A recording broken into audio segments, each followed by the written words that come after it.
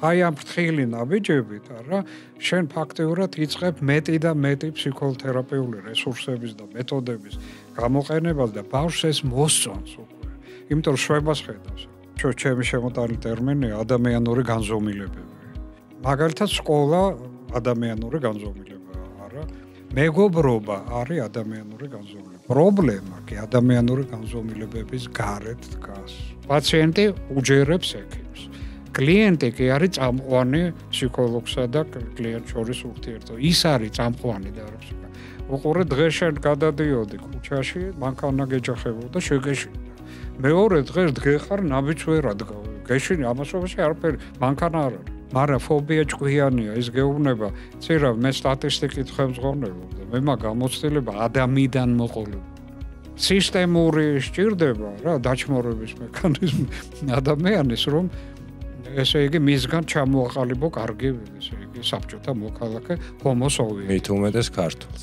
მოგესალმებით მეგობრებო, უყურებთ ექიმის დღეურების მეორე გადაცემას პირველ პოდკასტში იდეაში სახელის თქმა გამომრჩა ასე ვთქვათ და დღევანდელი ჩვენი სტუმარი იქნება ექიმი, ფსიქოლოგი დავით ამირეჯიბი, რომელთანაც ვფიქრობ, რომ ძალიან საინტერესო საუბრები გვექნება და შევეხებით ძალიან ბევრ საინტერესო თემას.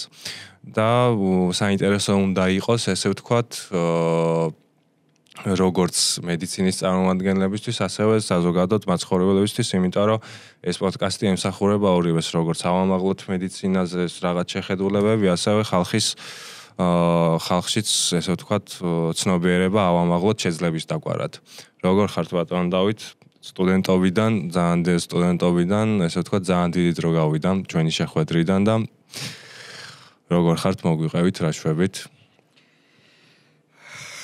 ხო, გამარჯობათ პირველ რიგში, გილოცავთ ამ გადაცემის გაკეთებას. მადლობა. პირველი გადაცემა უკვე გასულია. ბევრი გასული იყოს კიდე, იმიტომ რომ რამდენთაც მე მესმის, ესაა ძალიან მნიშვნელოვანი წამოწყება. იმიტომ რომ საუბარი მედიცინაზე საქართველოში, სამედიცინო პრობლემებზე, ესე იგი სხვადასხვა დარგებზე მედიცინის, არა? როცა მაყურებელს აქვს საშუალება გაეცნოს უშუალოდ წარმომადგენლებს ამ დარგებში. შეიძლება ინტერაქტივიც გქონდეთ, არა, რამდენთაც ვიცი, ესეც ესე იგი მომავალში შეიძლება ვთქვათ. ესე იგი სამედიცინო პრობლემებში გარკვევა და ინფორმირება არის ერთ-ერთი მე მგონი პრიორიტეტი, რაც უნდა იყოს საქართველოში და მე ბევრი გადაცემა არც ვიცი ამის შესახებ, და ძალიან გამიხარდა, როდესაც შევხვდი. დიდი მადლობა. თქვენ გადაცემას და ასე ვთქვათ, ამ წამოწყებას ძალიან მომეწონა და იმ წუთში დაგთავდით, ასე ვთქვათ. ძალიან კარგი. მიზანიც ეს არის, რომ ხალხი დავაინტერესოთ ამ ყველაფრით და ამ ყველაფერზე ვისაუბროთ რეალურად და შეგვიძლია დავიწყოთ მაშინ პრინციპში. ხო, აი ესე იგი რაღაცა ჩავინიშნე დღეს. ხო. ჩემი აზრით რაც მნიშვნელოვანი თემებია. აბა გისმენთ. ხო. ესე იგი საქმე ეხება მთლიანობის პრობლემას. ამაზე ძალიან ცოტა საუბრობს. არც არის გათვითცნობიერებული ჯერ ჩვენთან ეს პრობლემა. ხო, მე ჩემ ლექციებში ასეთ თემებს ვეხებოდი. მოდი, იცი როგორ ვქნათ ბატონ დავით. გავიცნოთ, ესე ვთქვათ, დავსვათ რაღაც კითხვები, დავსვავ კითხვებს და აუცილებლად იმ თემებზეც ვისაუბროთ, რასაც თვლით, რომ ესე ვთქვათ, მნიშვნელოვანია ავამაღლოთ, ესე ვთქვათ, ხალხის ცნობადობა, იმიტომ რომ აუცილებლად საჭიროა ეს ყველაფერი რა. უბრალოდ სანამ აქამდე მივალთ, მინდა რომ რაღაც კითხვები დაგისვათ, ესე ვთქვათ, ინტერაქციაში შევიდეთ და შევიყვეთ მოკლედ საუბარს და ეს ყველაფერი თავისით მოვა და ამ კითხვებზეც, რა თქმა უნდა, აუცილებლად ვისაუბრებთ, იმიტომ რომ დარწმუნებული ვარ ძალიან საინტერესო თემები იქნება და მაგაზე ნასაუბრებიც გვაქვს ერთხელ მახსოვს ლექციებიც გქონია ამ თემაზე და ძალიან საინტერესო არის. და მაინტერესებს რეალურად პირველი კითხვა ჩემი იმაში იქნება, რომ რა ამ გადაგაწყვეტინოთ ფსიქოლოგიის არჩევა, იმიტომ რომ კი მესმის, რომ ცოტა შეიძლება შაბლონური კითხვა იყოს, ესე ვთქვათ, მაგრამ ამ კითხვას თქვენთან იმიტომ ვსვავ თქვენთან მიმართებაში, რომ იმ დროს დაიწყეთ ეს ყველაფერი, როდესაც ესე ვთქვათ მოთხოვნილება საქართველოში როგორც არ უნდა გავეცეთ საბჭოთა საქართველოს, ხო, ესე ფსიქოლოგი მცნება, ხო, ხალხში ესე გაღრმავებული არ იყო. დღესაც კი შეიძლება ვთქვათ, რომ ესე ასე ვთქვათ, მოთხოვნა არ არის, მაგრამ იმასთან შედარებით თუ შევადარებთ, თუნდაც ჩემი ასაკის ხალხის გადმოსახედიდან, ახლა ვისთანაც ყოველდღიურად მაქვს ესე ვთქვათ კომუნიკაცია, მოთხოვნილება ასე თუ ისე გაზრდილია, მაგრამ თქვენ აირჩიეთ ეს ყველაფერი ისეთ დროს, როდესაც მოთხოვნილება ესე ვთქვათ არ იყო, პაციენტების მომართვიანობა ესე ვთქვათ ნაკლები იყო რა, ჩემი აზრით. მე დავიწყე იმ დროს, როდესაც ფსიქოთერაპია საერთოდ არ არსებობდა. ხო, ზუსტად მაგით მინდოდა ამ კითხვის. ფსიქოლოგია როგორც მეცნიერება, მეცნიერული დარგი. და რაც თავარია, საქართველოს ყავდა დიმიტრი უზნაძე, რომელიც იყო ესე განწყობის თეორიის, მთელი მიმართულების და დარგის დამფუძნებელი. ეს სრულიად ახალი სიტყვა იყო სოფლიო, ასე ვთქვათ, ფსიქოლოგიაში. რომელიც დააფუძნა და განავითარა და ეს ექსპერიმენტულ მეცნიერებად ფაქტობრივად აქცია დიმიტრი უზნაძემ. ახლა თავისთავად უზნაძეს გერმანიაში სწავლობდა, ესე იგი 1909 წლებში და პარალელურად ესე იგი მუშაობდა და კონტაქტი ჰქონდა ვუნდთან, ვილჰელმ ვუნდთან, ძალიან დიდ ფსიქოლოგთან და მის ლაბორატორიაში მიიღო უნიკალური გამოცდილება ფსიქოლოგიის. და ესე იგი იქ დაიცვა სხვა შორის დისერტაცია გერმანიაში. ძალიან წარმატებით და დიდი ფურორით, რამდენადაც ცნობილია. და დისერტაცია ეხებოდა ვლადიმერ სალოვიოვის ანთროპოლოგიურ შეხედულებას. ვლადიმერ სალოვიოვი არის ძალიან დიდი რუსი ფილოსოფოსი. ხო. არასაბჭოთა. ხო. რომელსაც აქ ძალიან საინტერესო ხედვა ადამიანის ბუნების შესახებ. და მისი ხედვა და უზნაძის განწყობის თეორია ბევრ ასპექტში ერთმანეთთან ესე იგი ნუ იმიტომ დაინტერესდა, რომ უზნაძე ბუნებრივია. და აი მთლიანობაზე რომ თქვი, რომ ჩვენ თემა შეიძლება იყოს ადამიანის მთლიანობა და მედიცინის ორიენტაცია სწორედ მთლიან სუბიექტს. არა მთლიანობაზე. და ვიმეორებ ეს თემა ჩვენთან არ არის, მაინც და მაინც იგი ახლა. აი ეს კონცეფცია უზნაძემ გამოიმუშავა ჯერ კიდე, ესე იგი, გერმანიაში მუშაობის დროს და თავის დისერტაციის. ხო, ახლა რაც მე შემეხო განწყობა, თუ განწყობა რასნაირ განწყობა არის მთლიან პიროვნული მდგომარეობა უზნაძის მიხედვით. ბოდიში რო გეჭრებით. ნუ ამაზე მერე ცოტას კიდევ ბოდიში რო გეჭრებით, ანუ თქვენ სანამ აქამდე მიხვიდოდით, ანუ გასაგებია ეხა ჩემთვის, რომ მაგალითად ბატონმა უზნაძემ თქვენში ეს ძალიან დიდი დაინტერესება გამოიწვია და მოინდომა თქვენი განვითარება როგორც ფსიქოლოგის. არა, ესე იგი უზნაძე გარდაიცვალა 1950-ში და მე დავიბადე 52-ში. ხო, ან мотиваციის წყარო, მაგრამ თეორია, ესე იგი, ნუ დედაჩემი და ბაბუა განსაკუთრებით უზნაძეს იცნობდნენ ძალიან ახლო. ჩვენ გვაქვს რამდენიმე წიგნი მისი, ასე ვთქვათ, აი ავტოგრაფით, ფაქსიმილეთი. და დედას როგორც ლინგვისტს აინტერესებდა უზნაძე შეხედულებები ენის შესახებ. და როცა მისი ლექციები იყო, ან საუბრები ყოველთვის ესწრებოდა ხოლმე. ახლა მაშინ ახალგაზრდა იყო, მაგრამ იმდენი ესე იგი უკვე ესმოდა, რომ ძალიან საინტერესოა. და რაც თავარია, ბატონი არნოლდ ჩიკობავა, ერთ-ერთი დამფუძნებელი ქართული ლინგვისტიკის, საერთაშორისო და მას ჰქონდა ესეთი საზაფხულო აგარაკი ოქროყანაში. და იქ ხშირად მოდიოდა ხოლმე უზნაძე. და დედა ესწრებოდა ხოლმე მათ საუბრებს. ხო და ერთხელ ასეთი რამე მომიყვა, რომ თვითონ ცნება განწყობა, ხო? უზნაძეს არ ქონდა თავის თეორიისთვის ჯერ შერჩეული, თუმცა ესე იგი ეს თეორია განვითარებული იყო საკმაოდ, მაგრამ სახელწოდებას ეძებდა ქართულ ესე იგი ეკვივალენტს, ხო?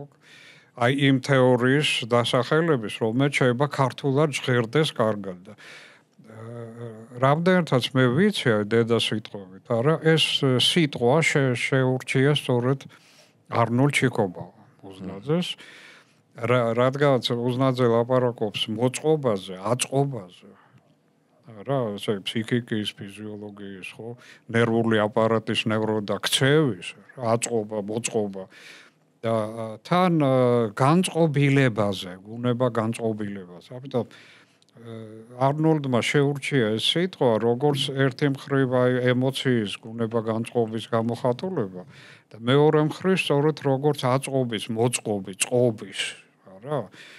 ესე იგი და ძალიან მოეწონა თურმე სიტყვა და ესე იგი ამას ხმარობდა ხოლმე. ახლა მე ვიცოდი უზნაძის შესახებ, ასე ვთქვათ, აი პირველი წყაროდან დედა ხშირად ახსენებდა ხოლმე ბაბუასთან და სხვა ლინგვისტებთან ჩვენთან სემინარები იმართებოდა.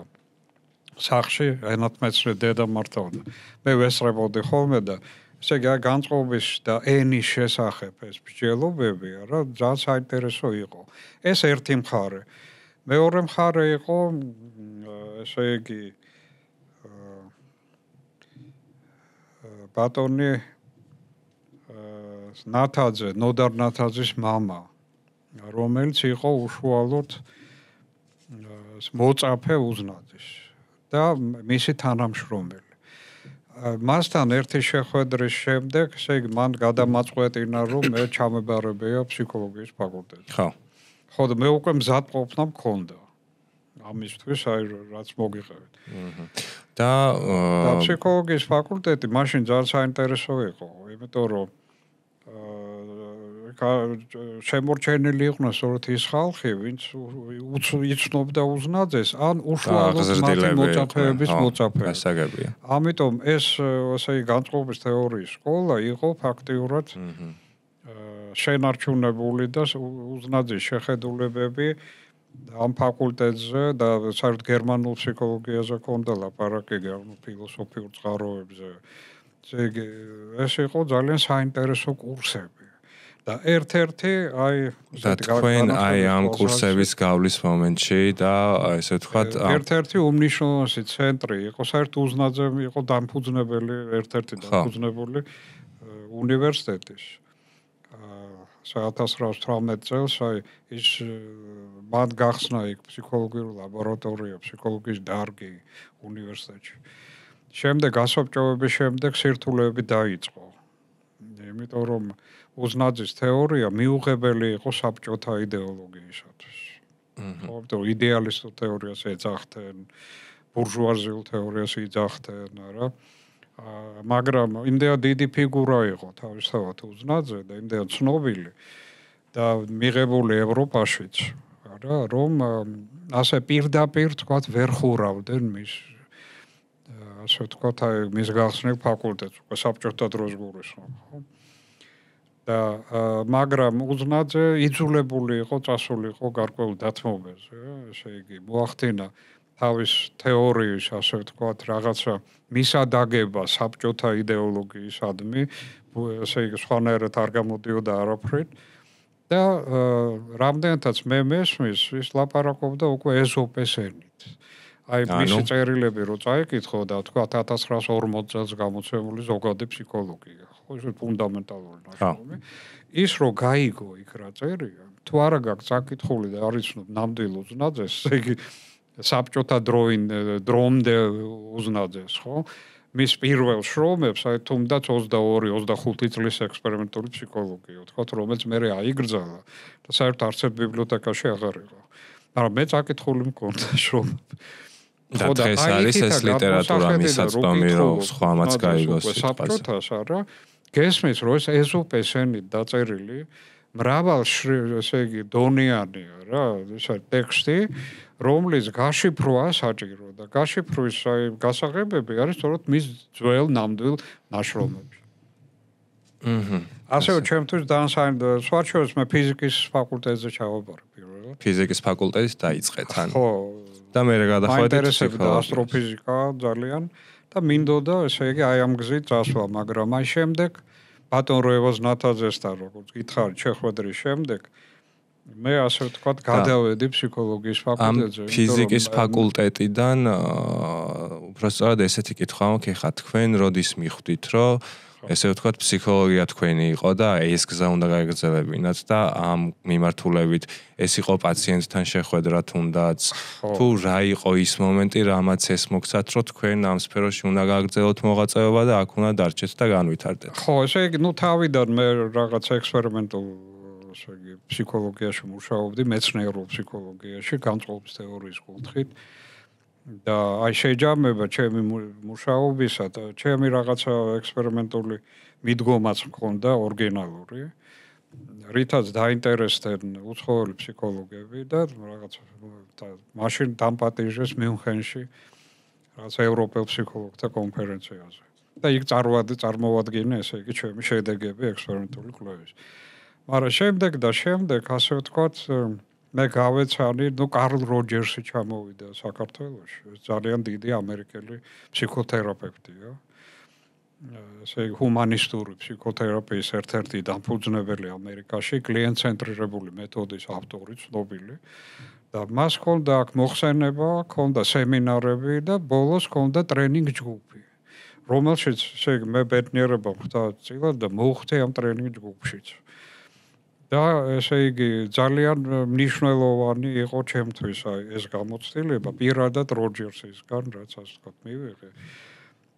და ძალიან დამაინტერესა სწორედ ფსიქოთერაპიის კუთხით როჯერსმა, რომ ფსიქოლოგია რახანი სულიერ ცხოვრებას ეხება, რა ჩვენ ნევროლოგიას, მენტალობას, ხო?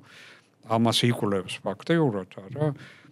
ამას აქვს პრაქტიკული დიდი გამოხატულა, როგორც მედიცინაში, რა, მედიცინა დარგია, მეცნიერული დარგია და ამავე დროს არის პრაქტიკული, ესე იგი, გამოყენება მისი ადამიანის დასახმარებლად, ხო? და აი ფსიქოთერაპია მე აღვიქვი ასე იგი ფსიქოლოგიის კუთხიდან, რა, როგორც აი ამ დიდი ფსიქოლოგიური დაგროვილი ცოდნის და ფილოსოფიური ფსიქოლოგიური სიღრმისეულია, რა, სწავლების ადამიანის შესახებ, ადამიანის სულიერი ბუნების შესახებ, არ შეიძლება რომ არ იყოს პრაქტიკული გამოყენების მქონე. საბოლოო ჯამშია, რა, ეს ჰუმანისტური დარგია. და ამიტომ ბუნებრივია რომ ესე იგი დაგაინტერესებს და მოგინდება რომ დაეხმარო ადამიანს ცოდნა დაახმარო პრაქტიკულად ადამიანის სულიერების შესწავლას შევეხეთ და აი მაგ დროს, როდესაც ადამიანთან საუბრობთ და ესე ვთქვათ, კურნალობთ. და გესმით ისეთი რაღაცეები, რაზეც ანუ რეალურად მე შეიძლება როგორც ჩვეულებრივ ადამიანს ძალიან ისეთი რეაქცია მქონდეს და თუნდაც რაღაცა შიში გამოიწვიოს, რაღაცა ემოციები გააღვიძოს ჩემში. თქვენ როგორც ფსიქოლოგი ამ ყველაფერს როგორ მართავთ და თუ გქონიათ ისეთი შემთხვევა სიტყვაზე, რომ აი პაციენტთან საუბრის დროს თქვენთვისაც გამოუწვევია რაღაც ემოცია, როცა რეალურად თქვენ მისი ფსიქოლოგი ხართ, მასთან მოსაუბრე ადამიანი და ანუ ეს ყველაფერი უნდა მართოს თქვენ და ესე ვთქვათ, უნდა უკურნალოთ. რა ეს როგორ აკეთებთ ამ ყველაფერს და თუ ყოფილა ისეთი მომენტი, როცა თქვენთანაც ესე ვთქვათ, შემოუღწევი ამ ემოციებს თქვენთან რა. ეს ძალიან საინტერესო კითხვა არის. საქმე ის არის, რომ ადამიანის შინაგანი სამყარო ფარულია, საიდუმლოება. ჩვენ შეგვიძლია თუ ადამიანი დაგვპატიჟებს თავის შინაგან სახლში, ხო, ეთოსი ქვია ფილოსოფიურად, ამ ესე იგი შინაგან სამყაროს მოწყობას როგორც სახლის, ხო, როგორც ჩვენთვის ახლობელი ჩვეული სამყაროს, მაგრამ მეორე ადამიანისთვის უხილავეს, ხო, საიდუმლოს. აი როგორც ჩვენ საკუთარ სახლში დაპატიჟებ ადამიანს, არა, თუ არ დაგვპატიჟა ადამიანმა საკუთარ შინაგან სახლში, ასე იგი არ გაჩვენა, არა, რითი არსებობს, რითი ცხოვრობს, რა არის მისთვის ყველაზე მნიშვნელოვანი, არა, რა აღელვებს მას, ხო? რითი არის ძალიან ბედნიერი რომ არსებობს ეს ცხოვრებაში, ხო? ამას რესურსებს უძახს, ხო? შინაგან რესურსებს. ესე იგი ძალით იქ ვერ შეხო. უნდა შეგიშვან, აი ეგ მაინტერესებს. ეს არ არის ფაშისტური მეთოდი და არ არის ფსიქიატრია საბჭოთა. კიდევაც რო იცი რა შეახციო ძალით, რა რაღაც ბულინგით, რაღაცა მედიკამენტების გამოყენებით და ასე შემდეგ, რა. იქ რასაც დაინახავ, არ იქნება თვითონ სუბიექტი, არ იქნება იქ სახში რა არის მთავარი, მასპინძელი. და უმასპინძლოდ ხვდები სახში. ხვდები სამყაროში, თვითონ ის ადამიანი აღარ ვარ, იმიტომ რომ ძალით შეხედე, ძალით შეიჭერი. აი პირველი რაც მე სწორედ როჯერსის ასე ვთქვათ მიდგომაში ძალიან მომეწონა, არის სწორედ ეს აბსოლუტური გახსნილობა, ღიადობა და ჰუმანიზმი თერაპიის პროცესის. ხლა ჩვენ შეიძლება ძალიან მოკლედ დავახასიათოთ როჯერსის ესე იგი მიდგომა, როგორც ესე იგი თანაგრძნობითი, ემპათიური. ყურე ესე იგი რა არის თანაგრძნობა, რომ იგრძნო, შეეცადო, რა, იგრძნო ის, რასაც გრძნობს ადამიანი. იფიქრო ისე, როგორც ფიქრობს ის ადამიანი. განიცადო. ანუ ეს ემოციები თქვენ გულისხმობთ იმას, რომ ეს ემოციები აუცილებლად უნდა განიცადო, რომ ადამიანს დაეხმარო. ემპათია მარტო ემოცია არ არის. ესე პირველ რიგში ემოცია, რა თქმა უნდა, მაგრამ ემოცია არის ენა, გზა, მაგრამ ეს არის აგრეთვე ღრმა რეფლექსია, რა, აზროვნება. იმიტომ რომ არა მარტო უნდა იგრძნო, არამედ გაიგო. ეს მისი შინაგანი სამყარო. გაიგო ის ფიქრები, რასაც ადამიანი ფიქრობს და როგორც ფიქრობს. ეს უკვე მხოლოდ ემოცია არ არის, ეს არის უკვე ემპათიასთან ერთად, აი ემპათია კარის გაღებაა, შემოშვებაა, პირველი შეგრძნებაა, როცა ხვდები აი ასეთ ასე ვთქვათ სამყაროში, არა სრულიად სხვა სამყაროში, სადაც შენ კეთილი მასპინძელი, ასე ვთქვათ, გპატიჟებს, მაგრამ მერე უნდა გაიგო ეს სამყარო. ახლა აი ჩვენ ხშირად ცხოველები ემპათიურები არიან ძალიან გადაძაღლი. ხო და ისინი ჩვენ გვერდით რო ცხოვრობენ, ემოციურ დონეზე ემპათია ძალიან მაღალი აქვს და ასე ვთქვათ, ძალიან კარგად გრძნობს შენ რას გრძნობ. არა თუ ცუდ ხასიათზე აუცილებლად მოვა, არა თავს დაგადებს ძაღლი მაგალითად, არა რაღაც გაგრძნობინებს რომ შენ გვერდით არის, ხო? ესე იგი ემპათიის უნარი, მაგრამ რამდენად აქვს ცხოველებს, ცხოველს რომ მოუყვე, ახლა ფსიქოლოგი ხო არ არის თუმცა უყვებიან ცხოველებს, მე ვიცი ჩემი პაციენტებისა, კლიენტებისაგან, საათობრივ ლაპარაკობენ, ფისოს უყვება თავის პრობლემებს, შესანიშნავად გრძნობს. ყურადღებით გისმენს. ხო, მისი ერთგვარი თერაპიაა, შეგვიძლია ესე აღვიქვათ. თერაპია, ცხოველებს საერთოდ არიან ფსიქოთერაპევტი, მაგრამ ცხოველს არ ესმის რის გამო გაგშენეს მდგომარეობა, რა, ესე იგი ფსიქოლოგი ცხოველი უნდა იყოს. რა, კარგი გაგებით, ეს ინსტინქტები ცხოველური, ემპათიური უნდა გააჩნდეს, უნდა იყოს გახსნილი, უნდა იყოს ნამდვილი. არ უნდა იყოს ყალბი, იმიტომ რომ სიყალბე ემპათიას იმ წუთში ეს კარები იკეტება, ესე იგი კიდევაც რა ადამიანი არაცნობიერებდეს, რომ მაგალითად ატყუებ. არა, ან რაღაც ინტერესი გაქვს, გრძნობს ამას. არა, იმიტომ რომ იკარგება აი ნამდვილი ემპათია, რაპორტი ქვია ამას. და თუ გქონიათ ისეთი მომენტი, რომ აი ეს ყველაფერი მოგისმენიათ და აი იმ მომენტში ვერ გაგიგიათ ცოტა ისეთი ნათქვამი, ანუ იმდენად ისეთი დაგძაბათ ემოციურად, ისეთი რაღაცა მოისმინეთ, რომ დრო დაგჭიროებიათ, რომ აი ეს ყველაფერი ისევ, ესე ვთქვათ, პროფესიული კუთხით გაგეგრძელებინათ მასთან მუშაობა, ან სხვანაირად დაგაფიქრათ, მე უკვე თქვენ თვითონ რაღაცეებს. ისეა, მე ხშირად მე მგონი თქვენთანაც ესე იგი ყვებოდით ხოლმე, რომ საქმესო ფსიქოლოგის მუშაობა თქვათ 30% არის კლიენტთან უშუალოდ მუშაობა და დანარჩენი დრო არის ფიქრი ამას 70%. ესე იგი რა გითხრა პაციენტმა, რა რის შესახებ მოგიყო, რა განიცადე, უყურე იმის რეფლექსია, უკვე ემპათიური შენი ბუნების რეფლექსია, ამაზე დაფიქრება. არა, კონტაქტი შენ რეაქციასთან პაციენტთან მუშაობას. არა, ამას ჩვენ ვეძახით მესამე პოზიციას, ეგრე მაგალითად პირველი პოზიცია არის, როცა მე გელაპარაკები შენ თქვათ როგორც ჩემ კლიენტს. ხო. როცა შენ იწყებ მოყოლას შენ თავზე და მე ვცდილობ, ასე ვთქვათ, აი თანაგიგრძნო და შენ სამყაროში შევიდე, იმდენად რამდენადაც შემომიშვებ. იმიტომ რომ იცი რა ძალიან დიდი ცდილობაა საჭირო და ტაქტი. ესე ვთქვათ, ხაზები სწორად უნდა გადადგა ბიჭები. ერთ ოთახში, არ უნდა გააღო კარადა და არ უნდა შეიხედო როები უდებს იქ. არ უნდა ეცადო მეორე ოთახში გახვიდე, ვთქვათ, იქ თუ საძილე ოთახი არამე არა, მანამ არ დაგპატიჟებს. ხო, ამიტომ ეს არის უაღრესად დიდი ტაქტით მუშაობა. მაგრამ შემდეგ ეს საჭიროებს უზარმაზარ გააზრებას, მოფიქრებას. ესე იგი, შემდეგ სესიებს ვეძახით, ესე იგი ჩვენ შეხვედრებს, შემდეგ სესიისთვის მომზადებას. იმიტომ რომ საქმე ისაა, რომ ამ ადამიანის შინაგან ბუნებაში, მის სახლში შეიჭრა რაღაცა ძალიან არასასიამოვნო, არა პრობლემური.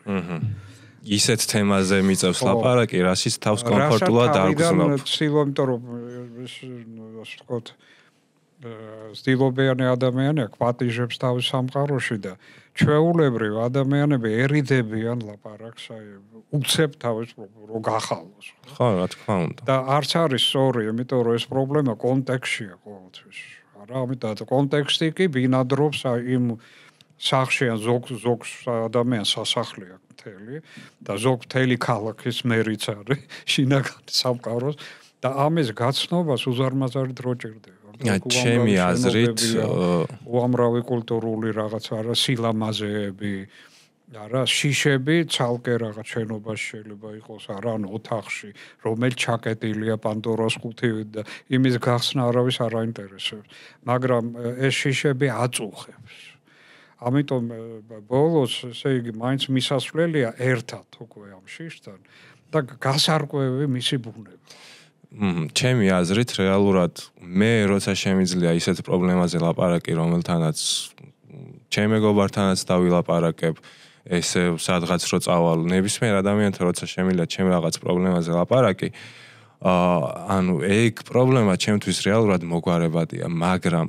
თუ პრობლემა ისეთი მაქვს რომელზეც მე თვითონ შინაგანი სამყარო ესე ხმამაღლა ვერ მალაპარაკებს და ანუ მე ვთვლი რომ უკვე ამ დროს ჭირდება ადამიანი ვინც სათანადოდ გამხსნის მე რეალურად და დამელაპარაკება და ამ ყველაფრის გადაჭრაში დამეხმარება იმიტომ რომ რეალურად მე რო ყოველდღიურად ეხა რაღაც პრობლემა რომ მაქვს სიტყვაზე ყოველდღიური და მე შემიძლია ეს ჩემ მეგობარს უთხრა ჩემი მეგობარი გამონახავს გზას დამელაპარაკება და ნუ რაღაცამდე მივალ იმ ესე ვთქვათ სხვა აზრის მოსმენითაც რაღაცამდე მივალ მაგრამ თუ ჩემ მეგობართან ან ჩემთვის ახლო ადამიანთან ვერ ვსაუბრობ იმ თემაზე რაც შიგნით მაქვს ჩემი აზრით უკვე ამ დროს მჭირდება მე ეს ყველაფერი იმიტომ რომ მჭირდება რომ ეს თვითონ გულში რაც მაქვს ესე ვთქვათ ჩატოვებული ვიღაცამ ამომიღოს და მათქმევინოს და შემდეგ მოვისმინო მისი აზრი დიახ აი მოდი ასე ტერმინი შემოვიტანოთ სამედიცინო მიდგომა ხო?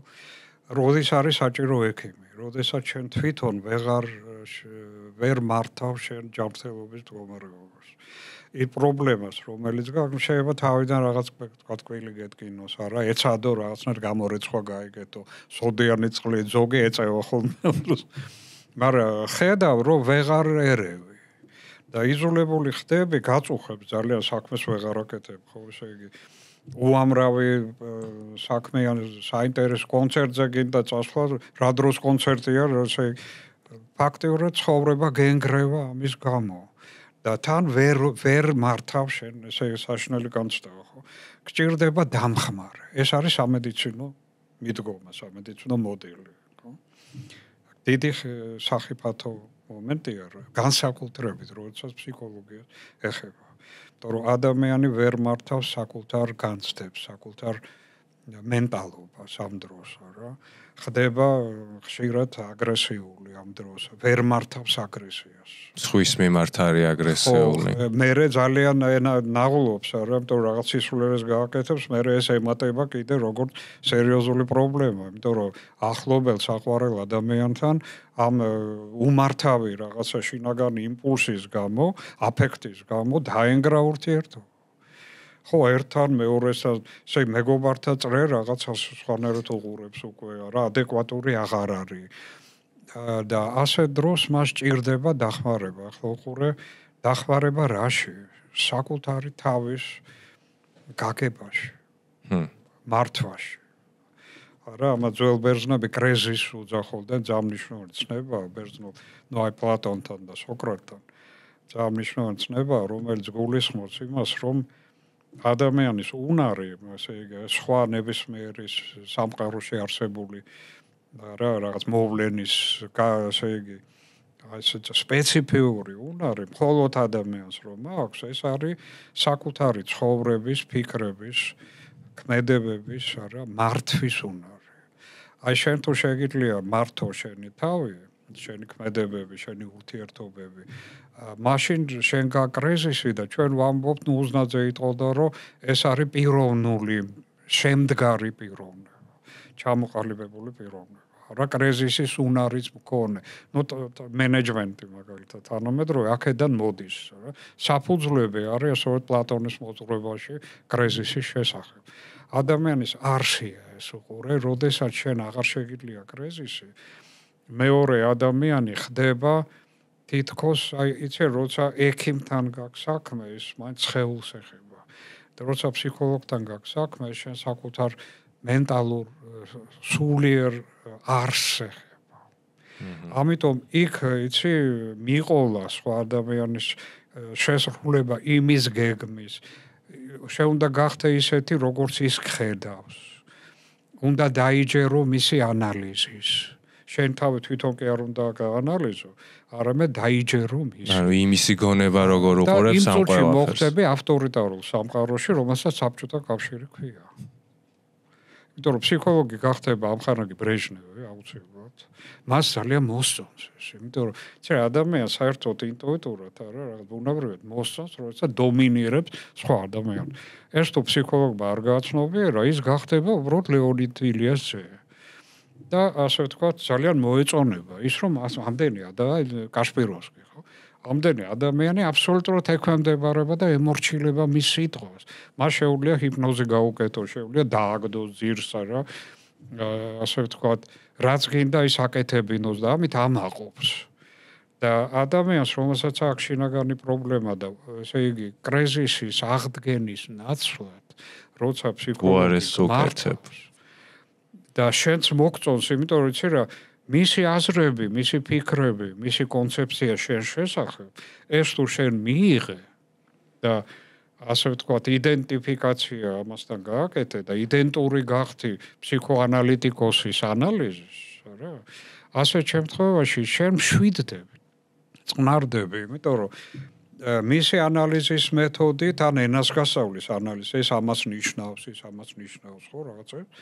მისი თვალთახედვით რო ხედავ შენ სამყაროს, ეს გამში რაღაც წესრიგი შემოდის. ხო?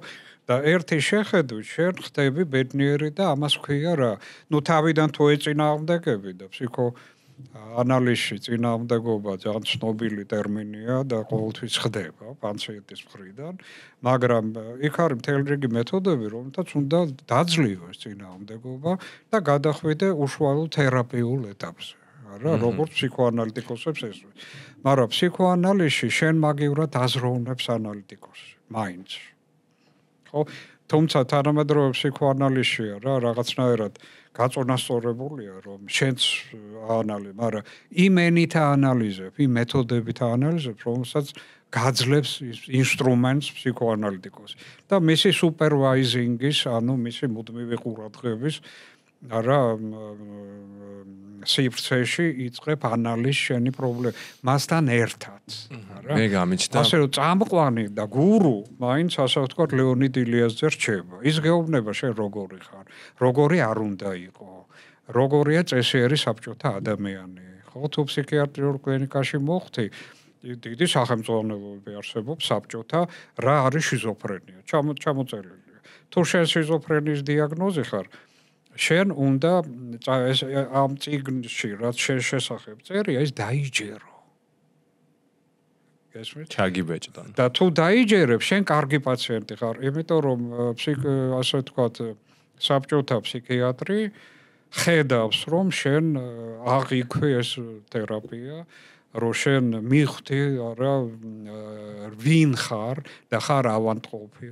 გაგაორება და ასე შეიძლება ბევრი ტერმინები შემოდის და ცნებები, რომელსაც შენ იჯერებ აბსოლუტურად და ხდები ისეთი, როგორც ამ სახელმწიფოში არის. ბევრი კითხვები დამბადა რეალურად და თუ ასეთი არ გახდი, მაშინ ისჯები.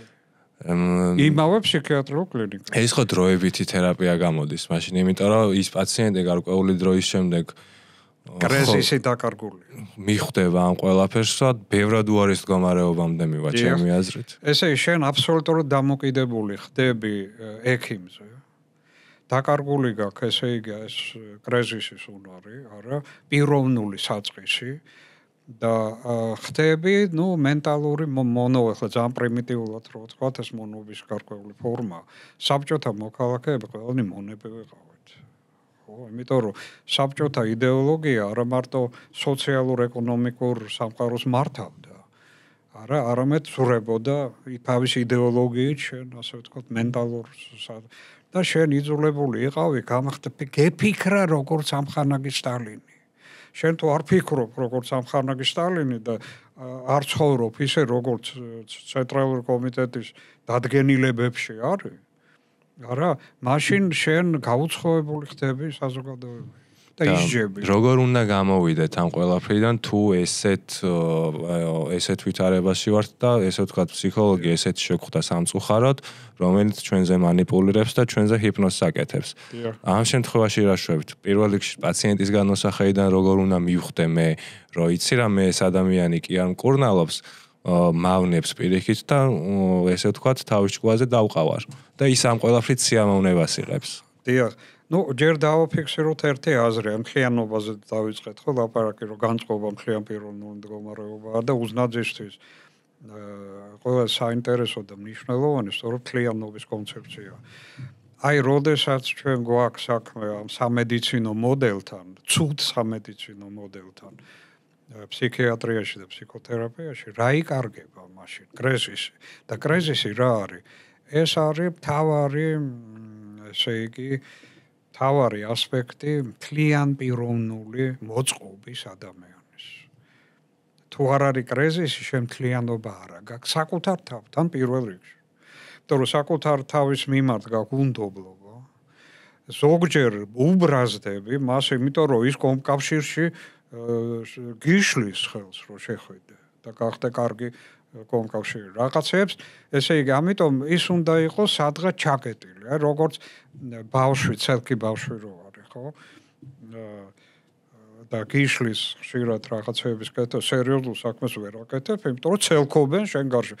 აი ეს ცელქი არსება სინამდვილეში არის შენი ნამდვილი მე. შინაგან ბავშვს უძახის, ამას ეძახის ჰუმანისტური ფსიქოლოგია, ხო? შინაგანი ბავშვი ლაღი არსებაა.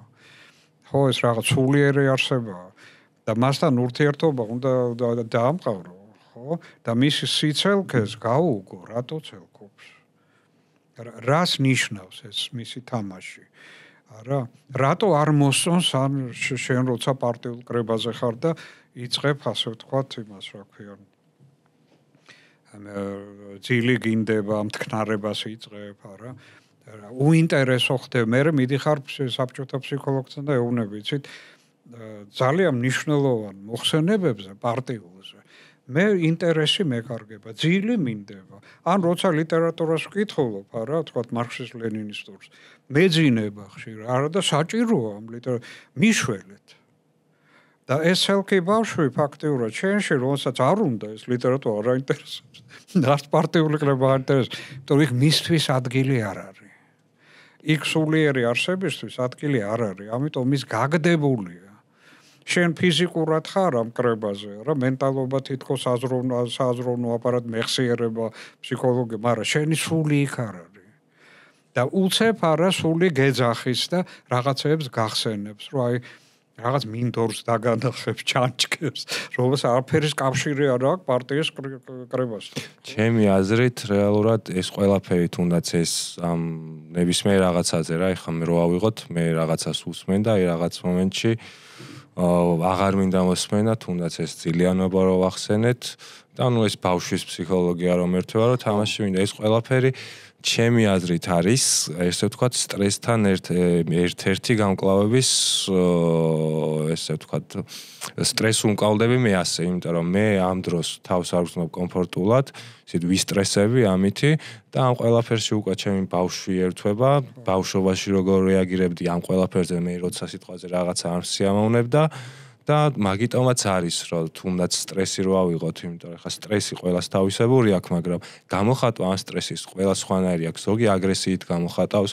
ზოგი პირიქით შეიძლება სიცილით გამოხატავდეს, ისტერიული სიცილი მინახავს ეგეთი რაღაცა, რომ ადამიანის სტენიკური და ასტენიკური, ასე ვთქვათ, რეაქცია შეიძლება იყოს, არა? ეს არის ყველას ინდივიდუალური. ეს ყველაფერი მოდის ბავშვობიდან. ჩემი აზრით, ჩემი სუბიექტური აზრი არის ეს ყველაფერი, რომ ეს ყველაფერი ბავშვობიდან მოდის. არა, ნუ მამაც ფროიდი ამბობს. კი ბატონო. მე და ფროიდი თანახმოვართ. უდასტურებ ისო. ხო, ბავშვობიდან მოდის, როგორც თქვი და რატო არის ეს? ანუ რა არის უფრო კარგი, მაგრამ მე ანუ ყველას თავისებურად უმკავდებით სტრესს. ჩემთვის შეიძლება 100%-იანი ფორმულა სტრესის გამკლავების იყოს, რომ მე სიტყვაზე დავჯდე და გავაკეთო, რავი, თუნდაც დავჯდეთ აქ და პოდკასტი ჩავწერო და მე ამ ყველაფერმა იმ სტრესი მომიხსნას, რაც მქონდა, და სხვა ადამიანისთვის შეიძლება იყოს ვიღაცის მიმართ აგრესიის გამოხატვა და თუნდაც ვიღაცის მიმართ დაცინვა და ასე შემდეგ. რა იწვევს ამ ყველაფერს და ბავშვი როგორ უნდა მართოთ, უბრალოდ მოდი ესეთ კითხვას დავსვავ, რომ სტრესის დროს, როცა ეს გამოწვევები ექნება უკვე დიდობაში ამ ადამიანს, კონდეს ესე ვთქვათ, სწორი გამოვლინებები, სწორი რეაქციები და პირველ რიგში იცოდეს, როგორ უნდა გამოვიდეს ამ სტრესული მდგომარეობიდან. დიახ, ნუ ესე იგი, შენ სწორად დაარქვი სახელი სტრესი. შეიძლება ცოტა უფრო ღრმათად ჩავიდეთ, არა? ვთქვათ, ფობიკური მდგომარეობები, პოსტტრაუმული მდგომარეობები, პოსტტრაუმული სტრესული მდგომარეობები უკვე განვითარდეს, არა? ამ სტრესული, ვთქვათ, გამოცდილების შედეგად, არა? რა არის ეს? ნუ პირველ რიგში ერთლიანობის რღვევის მდგომარეობები. მე კონტაქტი მეკარგება საკუთარ რესურსთან. ხურებ რას აკეთებს ფობია? ფობიკური რეაქციები თავდაცვით რეაქციები. მე გადავდივარ თავდაცვაზე და აქ ინსტინქტი უფრო მნიშვნელოვანია, უყურე ნევროლოგიური მექანიზმები სტრესიდან, ასე იგი, მაგალითად, ცხოველი როგორ იცავს თავს თავდასხმიდან. არა, უყურე მისი ნევროლოგია და მისი ტვინი შეიცავს უამრავ პატერნებს თავდაცვის. და როცა ეს ადამიანს ემართება, ჩვენ ცხოველურ მდგომარეობაში გადავდივართ. რატომ? იმიტომ რომ ჩვენი ორგანიზმი არ გვენდომა, აი როგორც მაგალითად საშიშ სიტუაციაში ბავშვს უნდა მაგალითად ქუჩაში ჩასვლა. არა, იქ ფეხბურთის და მსოფლიოში მანქანები დადიან, არა. მშობელი ამას ხედავს და ბავშვი ვერაცნობიერებს, რომ იქ საშიშროება. რას აკეთებს მშობელი? მშობელი ცდილობს მართოს ბავშვი. დაიქვემდებაროს ბავშვის რეაქცია. უნდა მას ეს თუ არ უნდა. ამიტომ უყურე ბავშვი უნდა სიტყვა არა მინდას დათრგუნვა არის საჭირო ამ დროს და უნდას ასე ვთქვათ მოდელის ასე ვთქვათ დომინირება არა მშობლის მხრიდან. ნუ პარტიაც ასე აკეთებს. ის არ გეკითხება რა გინდა. გეუბნება რა უნდა აკეთო ცხოვრებაში.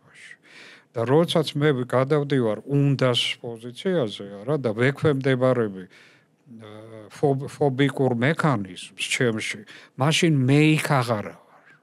ურე ჩემი პიროვნება არის და მთლიანად ყველაფერი ექვემდებარება რა ბოდიგარდის მოთხოვნებს, რა აი რა უნდა გააკეთო, რა არ უნდა გააკეთო და ამ დროს ჩემი საქმე, ჩემი პიროვნული ასე ვთქვათ შეხედულებები, ჩემი აზროვნება საკუთარი ეს აზროვნების დრო არ არის, უნდა გაიქცე. ან უნდა შეუტიო, რა არის სტენიკური რეაქცია ფობიაზე, როცა უტევ და არის ასთენგული მიგდის და ესე იგი არა, ასე ვთქვათ, ფიზიოლოგია აეწყობა თავდაცვის რელსებზე მთლიანად და იქ ჩემთვის როგორც პიროვნებისთვის ადგილი აღარ არის. ამიტომ ბოდიგარდი მაგალითად რო ასე პრეზიდენტს ეკცევა. ეუბნება იცით რა ბატონო პრეზიდენტო დარჩით სახში. იმიტომ რომ იქ არის ჩასაფრება. ამიტომ კი მაგრამ ეს ეუბნება მე თუ სახში დავრჩი სახელმწიფოს ვინ მართავს დიდი ბოდიში. და იცი რა შენ თუ კარგი ბოდიგარდი ხარ, მოდი ისე გააკეთე შენი საქმე, რომ მე ჩემი საქმე პრეზიდენტის ვაკეთო და გავნაგრძო მუშაობა პრეზიდენტად. შენ თუ მე სახში ჩამრთე და გალიაში გამომკეტე და ასე ვთქვათ, რაღაცის ბრონეჟილეტი ჩამაცვიდა 15 კაცს დააყენე ჩემ გვერდ. საქმე როგორ გავაკეთო? შეხვედრა მაქვს ერთ დიპლომატთან, მეორესთან უამრავი საქმე. მაშინ მთელი სახელმწიფო მოხდება სტრესულ მდგომარეობაში, არა მარტო მე და თქვენ, არამედ და ზუსტად ეს არ უნდა ჩვენ მტერს, ეუბნება ბოდიგარდს პრეზიდენტი. ეუბნება კლიენტ-ცენტრირებული მეთოდის ფსიქოთერაპევტი, ეუბნება შიშს. შიშო, დიდი მადლობა რომ მიცა. არ შეიძლება შიშს ეწინააღმდეგებოდი, იმიტომ თავდაცვის მექანიზმი. თან მართლაც დავეთანხმოთ შიშს, მან ბევრი რამე ჩვენზე უკეთ იცის, როგორ აი სტრესულ სიტუაციაში ჩვენ რეფლექსურად, ინსტინქტურად მოქმედებით.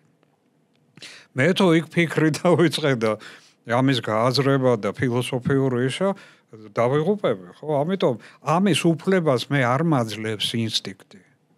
კი, აი ხა მე გავიაზრე რეალურად რომ მაგრამ ინსტინქტთან საჭირო არის მოლაპარაკება. აი ეხა რეალურად მე გავიაზრე რომ უნდა უთხრა ინსტინქტს რომ იცი რა მე პატრონ მე კრეზის ვახმოვწიო. მე ვარ პრეზიდენტი ჩემი ცხოვრების.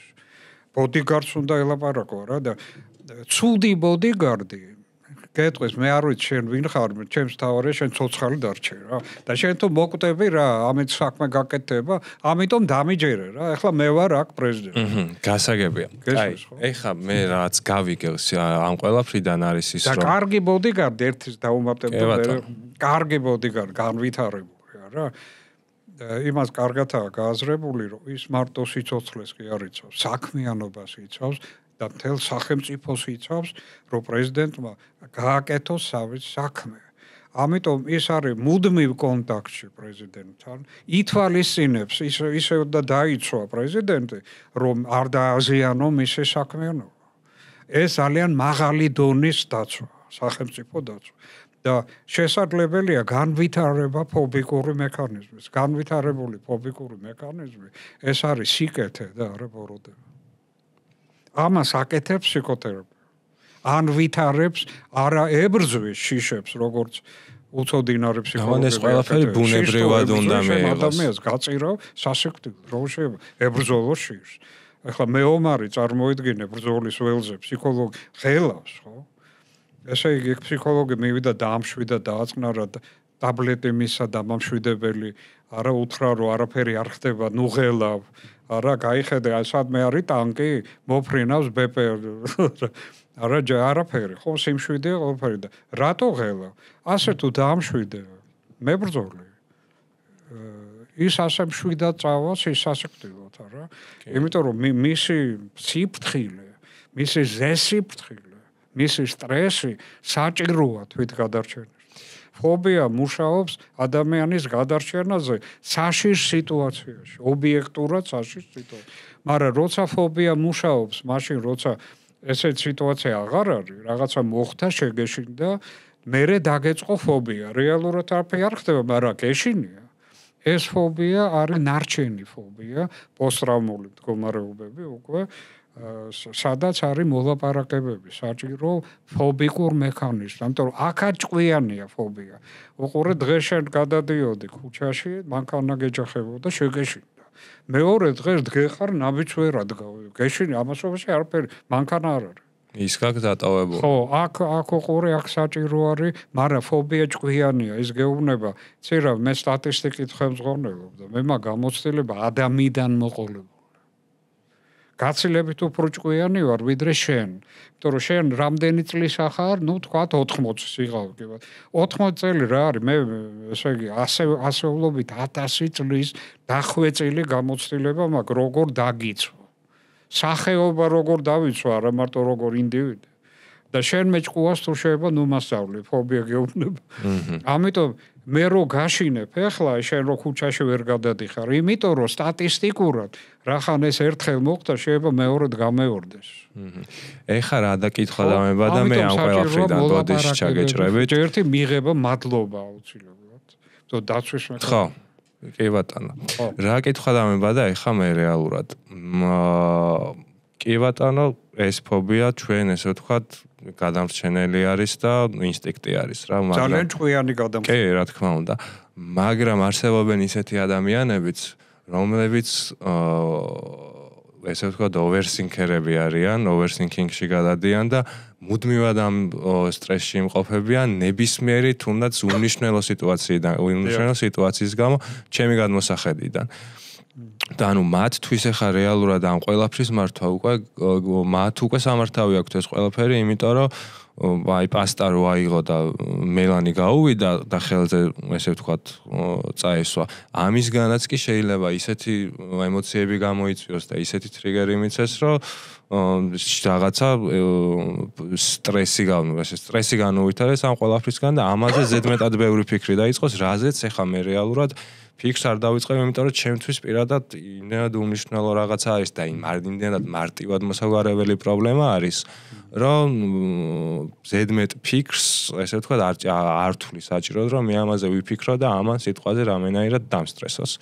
და ანუ ასეთი ადამიანის კატეგორიების შემთხვევაში რა ხდება? იმიტომ რომ ამათთვის ასეთი ადამიანებისთვის ჩემი აზრით ეს ფობია უკვე პრობლემას წარმოადგენს. ანუ როდესაც ყოველ ნაბიჯზე შენ რაღაცის გეშინია და რეალურად ეს ყველაფერი გაბრკოლებს, იმიტომ რომ წინ ვერ დგავ ნაბიჯს, ეს უკვე პრობლემა არის. ამ დროს რა ხდება?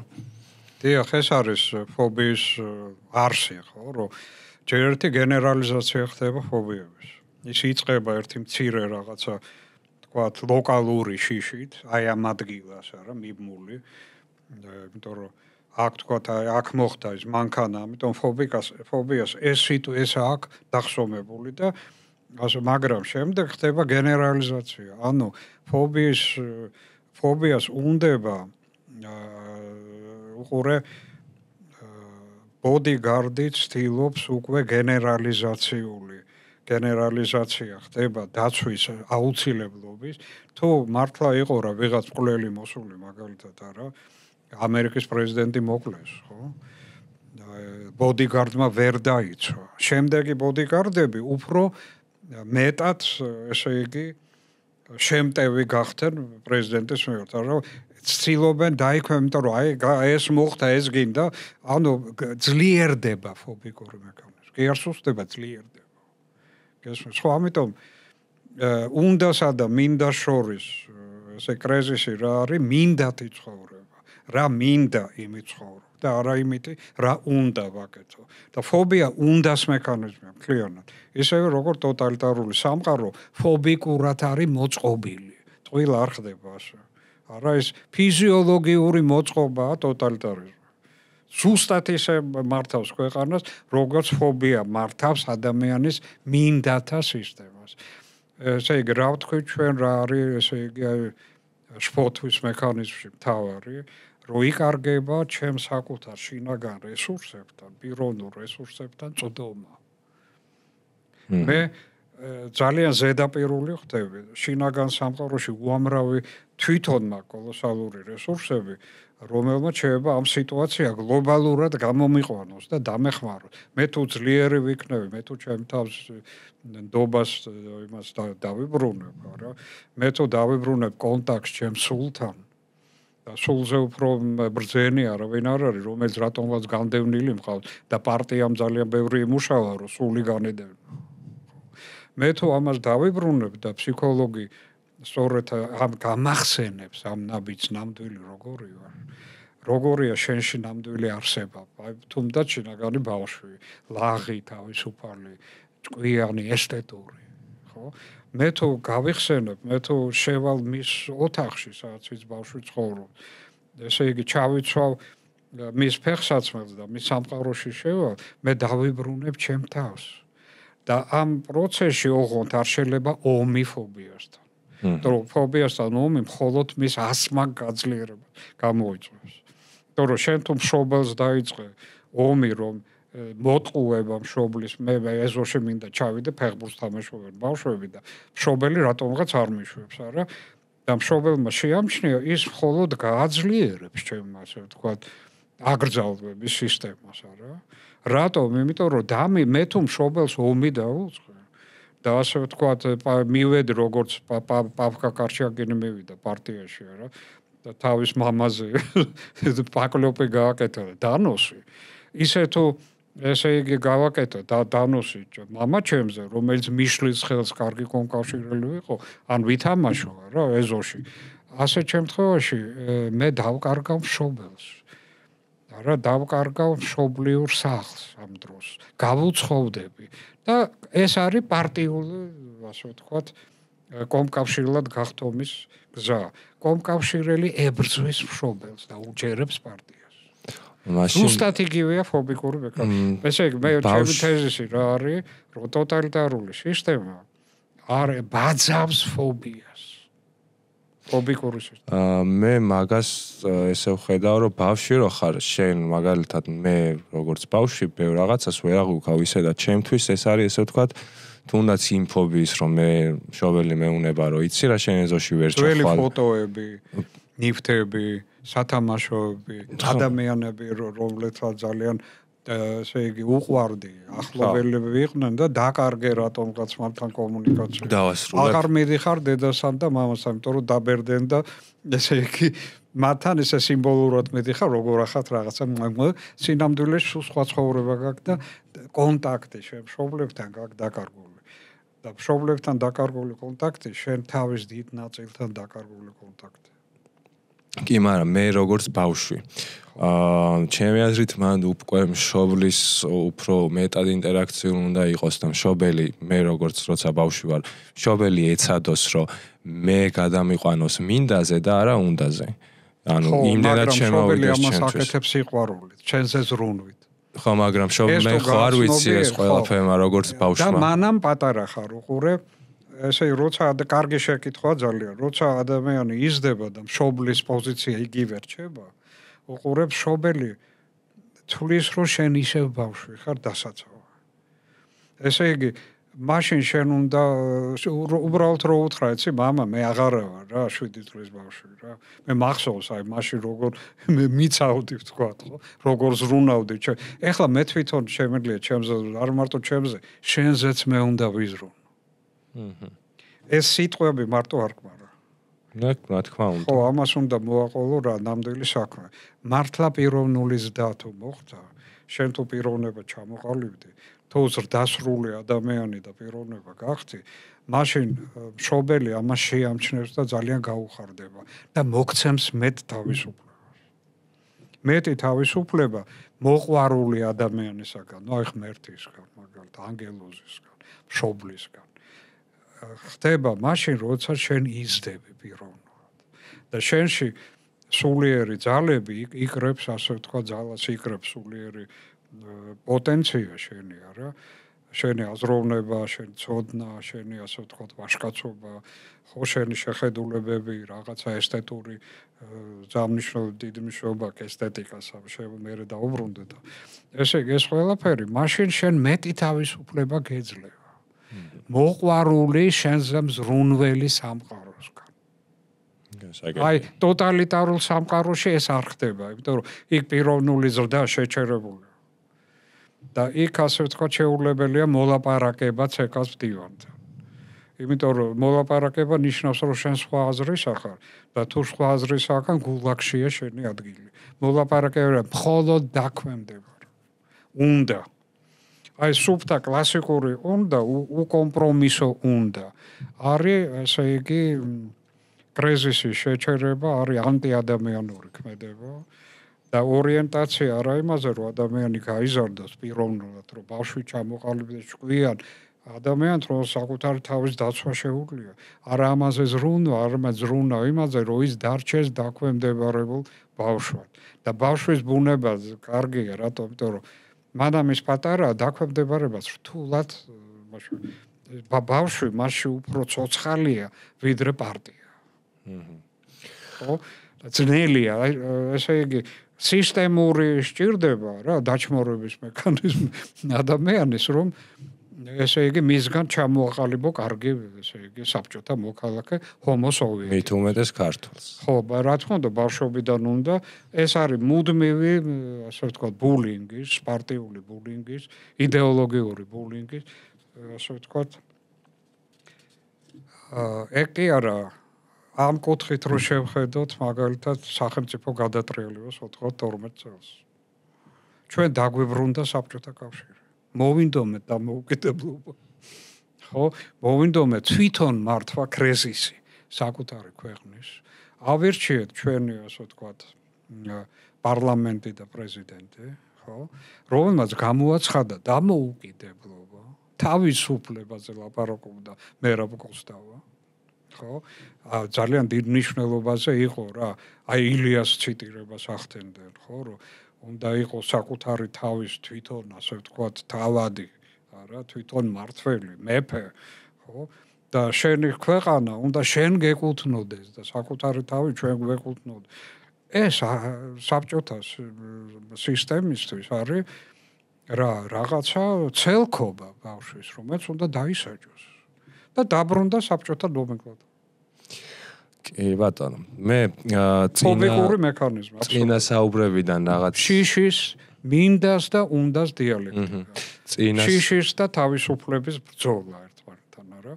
როდესაც საბჭოთა საქართველო ებრძვის დამოუკიდებელ საქართველოს. და საბჭოთა საქართველო არის აი ეს ესე იგი დამდრუნველი მანქანა, რომელსაც არ უნდა რომ შენ ჩამოყალიბდე პიროვნება და პიროვნულის დაგანიცადო და რაღაცა ავტონომია ქონდეს, არა? ამას ზე ბევრს წერს მასლოვი. არა, ამ ტენდენციებზე, ასე ვთქვათ, თვით რეალიზაციის ტენდენციებზე, რომელიც აი ტოტალიტარულ სისტემაში არის გაჩერებული და ესე იგი აგრძალული სასტიკად. ხო? ამიტომ ესე იგი რა არის მთავარი ამ დროს, როცა სტრესი ცხოვრობ, აღადგინო კავშირი შინაგან სამყაროსთან. და ფობია ამას ეწინააღმდეგება სწორად. და ამიტომ ეს შეიძლება გააკეთო ფსიქოლოგთან ერთად, აი თავიდან ერთად დავიწყეთ, არა, რომ თვითონ აღარ შეგიძლია. მაგრამ ფსიქოლოგს გააჩნია, ფსიქოლოგი შეიძლება აღმოჩნდეს საბჭოთა საბჭოთა ფსიქიატრი. არა, და მაშინ ის კრიზისის დაბრუნებაზე და შენი პიროვნული ძალების დაბრუნებაზე კი არ იზრუნებს და გამთლიანებაზე ბუნების. არამედ იზრუნებს მართვაზე. წაგიყვანს კომკავშირში, პიონერიაში თუ პატარა ხარ, რა შეგიყვანს იმ შენაირების ჯგუფში.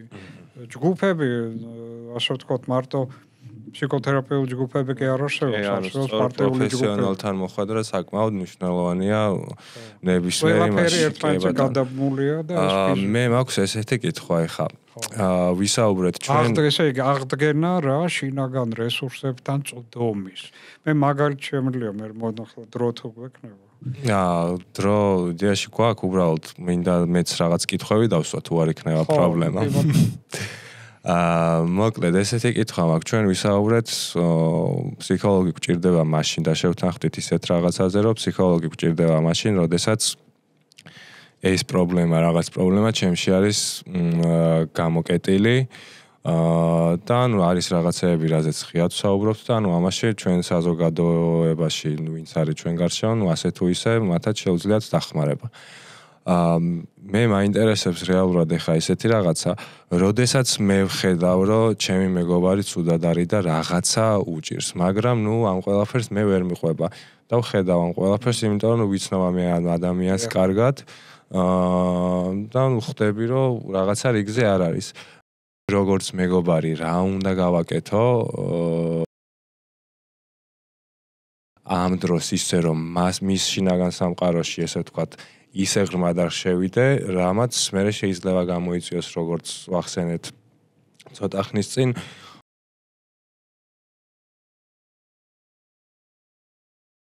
ჩემზე არ გადმოიტანოს ეს მთელი აგრესია, რაზეც ცოტა ხნის წინ ვისაუბრეთ. ეგრე ფსიქოლოგია ტრანსფერის მექანიზმი ფსიქოლოგებთანაც მუშაობს. ხო, ანუ მე როგორც მეგობარმა რა ესე ვთქვათ რა არჩევები შეგვიძლია მივცეთ ხალხს რომ მე როგორც მეგობარმა ისე ღრმად არ შევიდე რაღაცაში და მე რაც თუ გახსნა არის ისე გავხსნა ჩემი მეგობარი რომ როგორც მეგობარმა რა უნდა გავაკეთო კარები თვითონ გამიღოს და მე დაუკითხავად არ შევიდე მასში ძალიან კარგი შეკითხვა არის ფუნდამენტალური შეკითხვა ასე ვთქვათ ეს პრობლემა დგას ფსიქოლოგიაში თავდაცვითი ეფექტი არ ჩართოს ამ ყველაფერმა აგრესია არ გამოიწვიოს ამ ყველაფერს ლაპარაკობდით კიდეც ამაზე ლექციებს ხო ესე იგი რაშია საქმე უყურე მე სხვა ჩემი შემოტანილი ტერმინია ადამიანური განზომილებები ეს არის აი ახლო განზომილებები, რომელშიც მე ვცხოვრობ და რომელიც ჩემთვის არის ძალიან ნაცნობი ჩვეული, ხო? მაგალითად სკოლა ადამიანური განზომილებაა, არა? უნივერსიტეტი ადამიანური განზომილება და ასე შემდეგ. მეგობრობა არის ადამიანური განზომილება. პრობლემა კი ადამიანური განზომილებების გარეთ დგას. იმ ადამიანის, რომელსაც არის დასტრესილი და ადამიანურ განზომილებაში ამ პრობლემის ადგილი ვერ მოიცემნა. ვერ შემოვიდა. არც შემოვა, იმიტომ რომ ეს განზომილება არ ითვალისწინებს პრობლემის შემოსვლას იქ. ხო? იმიტომ როცა მეგობარი ცდილობს ჩემ დახმარებას და მეგობარი კი მეგობრული განზომილების მოსახლე არის, რა? citizen, ასე ვთქვათ, რა ქვია, მოქალაქე, ხო? აპრიორი ის ვერ შეძლებს, ის ასე იყურე ვერ გამოვა ადამიანური განზომილება, იმიტომ რომ მაშინ მეგობრის სახეს დაკარგავს. მაშინ აღარ იქნება მეგობარი. და ფსიქოლოგი აი რატოა ნეიტრალური იყო? არ შეიძლება შვილის ფსიქოლოგი იყო, არ შეიძლება ცოლის ფსიქოლოგი იყო. არ შეიძლება მეგობრის ფსიქოლოგი იყო. არ შეიძლება იმ ადამიანის ვთქვათ აი კოლეგას ფსიქოლოგი იყო, რომელსაც კარგად იცნო. იმიტომ რომ ადამიანური განზომილებების შიგნით ეს პრობლემა არ იქნება. გარეთ იქნება. ამიტომ უყურე მამამ უნდა აირჩიოს ან დაკარგოს მამის იდენტობა, ესე იგი მამის სახე. და გახდეს ვიღაცა სხვა, რა ძალიან რთულია, იმიტომ რომ მამა არის ჩამოყალიბებული, რა მთელი ცხოვრება მამა გვერდით არის და ჩემი განზომილების უმთავრესი ნაწილია. რანაირად უნდა აღარ იყოს მამა, რა? და ფსიქოთერაპევტი თუ ხარ მამა, შენ რჩები ადამიანური განზომილებების კონტექსტში, რომელშიც პრობლემა ვერ გადაწყდება. მაგრამ მან უკვე ჩემი აზრით, ჩემი გადმოსახედიდან უკვე ისეთი რაღაცა ერთობა, რომ მე თუ ჩემ მეგობარს კარგად ვიცნობ. იმდენად კარგად, რომ მე მისი შინაგანი სამყარო 100%-ით ვიცი, 100% რა თქმა უნდა შეუძლებელია, მაგრამ ვიცი. ხო, მაგრამ მანამ შენ მეგობარი ხარ, ჩვეული მეგობარი. ანუ მე როგორც მაგდროს როგორც მეგობარი საჭირო ხარ მისთვის. განა არა, მამა ძალიან საჭირო, როცა სტრესი მაქვს. მაგრამ მამა ფსიქოთერაპევტი ვერ იქნება. და მეგობარი ვერ იქნება იმ პრობლემის გადამჭრელი, აი შინაგანის თუნდაც, რომელიც ვიმეორებ ამ განზომილების ნაწილი არ არის. ამიტომ ან უნდა მოკვდე როგორც მეგობარი და დაიბადო როგორც ფსიქოთერაპევტი. მაგრამ მაშინ მეგობრის სტატუსი ვეღარ დაუბრუნდება. უნდა გაწირო, სხვერპლად შეწირო მეგობრო. სულ სხვანაირი გახდე, უყურე, აი როგორც ამას რა ქვია, ესე იგი, აი განსხვისება მიბაცვა. აი ქრისტემ რო ავიდა მთაზე, ის სახე იცვალა. და ვეღარ ცნობდნენ. არა, მიიღო ღმერთის სახე. მეგობარი ღმერთი უნდა გახდეს შენთვის ამ დროს. და მეგობრის სტატუსი დაკარგოს. ეს არის, ესე იგი, მისტიური აქტი. ანუ მე თუ დახმარება დამჭირდა, ანუ სწორად გავიგე თუ არა მაგას ვკითხულობ. მე თუ დახმარება დამჭირდა და თქვა ჩემ მეგობარს, ჩემი მეგობარი შემოვიდა ჩემში, მე მას მეგობრად ვეღარ დახმარებას. მე მას მეგობრად უკვე ვეღარ აღვიქვაო. ესე გამოვიდა. ხო, მაგრამ ესე იგი ცოლი უნდა დარჩეს, შეიძლება ცოლი მოვიდეს შენთან და ესე იგი ძალიან ეცადოს, რომ დაგამშვიდოს. რა, მაგრამ ის ცოლია და არა ფსიქოთერაპევტი. როცა ცოლი ცდილობს ფსიქოთერაპევტობას, ის კარგავს ცოლობის, რომელიც თავისთავად ძალიან მნიშვნელოვანია ჩემთვის. აგრეთვე ფობიის დროსაც, როგორც ასე ვთქვათ, გარკვეული შფოთვის სუბიექტისთვის. მე ცოლი მჭირდება, შვილი მჭირდება, მამაც მჭირდება, მაგრამ გარკვეული გაუწყობება ხდება ამ დროს და აი სახეცვლილება მამისა ფსიქოთერაპევტად ურთულესი ამოცანა. ამას უდიდესი ფსიქოლოგები ვერ ახერხებენ. იმიტომ რომ მაშინ კარგავ, იცი რა, მაშინ დამატებითი სტრესი ხდება, იმიტომ რომ მამა აღარ ამყავს. ქვეცნობიერი ამას კითხულობს, როგორც მამის სიკვდილი. და თან მამა მჭირდება ამ დროს, მაგრამ გესმის ხო როგორ დიალექტიკა. ესე იგი ამის მოვლა მხოლოდ უმაღლესი დონის ფსიქოთერაპევტ შეუძლია. საკუთარ შვილს მოუაროს არა როგორც მამამ, არამედ როგორც ფსიქოლოგმა. ცილა შეიძლება შვილისათვის მამა ხო ფსიქოლოგია, ფსიქოთერაპევტია, ეს ხო იცის. ამიტომ დამეხმარე რა. მაგრამ ყურე მამა ფსიქოთერაპევტი ამ დროს და ფსიქოთერაპიის პროცესი კი არის აბსოლუტური დისოციაცია ადამიანური, ვიწრო ადამიანური კონტექსტიდან და ნუ ახლა ვიწრო წყალებში ოჯახი ვიწრო კონტექსტი არ არის, ხო, მაგრამ ნებისმიერი კონტექსტიდან რომელიც შემოფარგლული, გასვლა. ამიტომ თერაპია არის მისტერია. ეს არის გასვლა ნებისმიერი შეზღუდული ფრეებით. და გასვლა შინაგან სამყაროში, რომელიც მიკროკოსმია, უსასრულო რესურსების მატარებელი. ყველა რესურსი ადამიანს აქვს შიგნით. მაგრამ საჭიროა რა ვიმეორებ კონტაქტის აღდგენა ამ რესურსებთან და შესაბამისი თერაპია, რა კლიენტ-ცენტრირებული თერაპია და არა პაციენტ-ცენტრირებული. პაციენტი უჯერებს ექიმს. კლიენტი კი არის წამყვანი ფსიქოლოგსა და კლიენტ შორის ურთიერთობა. ის არის წამყვანი და არა ფსიქოლოგი. და აი ამ დროს კრიზისი არ უნდა დაეკარგოს. აქ შეიძლება ამ ამბის ერთი ტრივიალური ასპექტი მოგვეტანა. რომ როდესაც აპენდიციტი შეტევა აქვს ადამიანს, ახლობლები მეგობრები ესწრებიან მიმართოთ პროფესიულ ექიმს და ამ გზით გამოხატონ თავის ზრუნვებას. და არა უბრალოდ თანაუგრძნონ მას და გაიზიარონ მისი ტკივი. რაც შეეხება გარდასახვის ასპექტს, ქრისტიანული ფერისცვალების ტრანსფიგურაციის მნიშვნელობა ძალიან ღრმა არის და ფუნდამენტალური. ადამიანზე ზრუნავდა არა მხოლოდ ადამიანი, მეგობარი იესოს სახით, არამედ ღმერთი ქრისტეს სახით. მხოლოდ მას შესწევს ძალა იყოს ადამიანისთვის მეგობარიც და სულიერი მკურნალიც ერთდროულად. ადამიანის შემთხვევაში კი, როდესაც მეგობარი ხდება შენი ექიმი, ექიმის ფუნქცია ხდება დომინანტური, მეგობრის კი დაქვემდებარებული, რაც შინაგანი კონფლიქტის მომტანი. მათედან ქადაგებდა იესოს ახარება სასუფევლისას და კურნავდა ყოველგვარ სენსა და ყოველგვარ უძლურებას ხალხში, როგორც ღმერთი და როგორც მეგობარი. ულცებ არა რაღაც მომენტში შენ შველი მას და მას არ ესმის რის გამო, მაგრამ ეჩვევა ესმის რომ ეს ხატვის გამო არა, არამედ აი ასეთი ხატვის გამო. ნელ-ნელა შენ მისთვის ხდები მნიშვნელოვანი სწორედ როგორც თერაპევტი და არა როგორც მხატვარი მაგალითად. და რამდენი სეანსი არის ხოლმე საჭირო ამ ყველაფერს.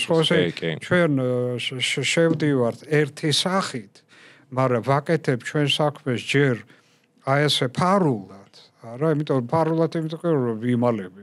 იმიტომ რომ არ ესმის და როცა ის რეალურ შედეგს იღებს, ის ჩემში დაინახავს აი იმ სახეს, რომელიც მას ამ შედეგს აძლევს. მე თუ კარგებს, აი მე ვეუბნებით, რომ ეს სახე ჩემში ქვია ფსიქოლოგი. და მოდი ფსიქოლოგთან გქონდეს ურთიერთობა. მინდა უკვე ესმის, იმიტომ რომ განიცადა შვება. მაგრამ ეს არის ძალიან ფრთხილი მისვლა. არა შეჭრა ჯიქურ, არამედ ძალიან ფრთხილი გაღება კარისა, აი სულიერ სამყაროსთან კონტაქტის, რომელშიც მეგზური გჭირდება, როგორ დანტეს ცნობილ რა ქვია კომედიაში ღვთაებრივ კომედიაში მეგზური გჭირდება, რომ შეგიყვანოს იქ, რომელსაც ენდობი და მიყვები. არა, მაგრამ ესე იგი ეს მეგზური ძალიან ფრთხილად შემოდის, როგორც შენი მეგობარი, როგორც მხატვარი, როგორც პოეტი.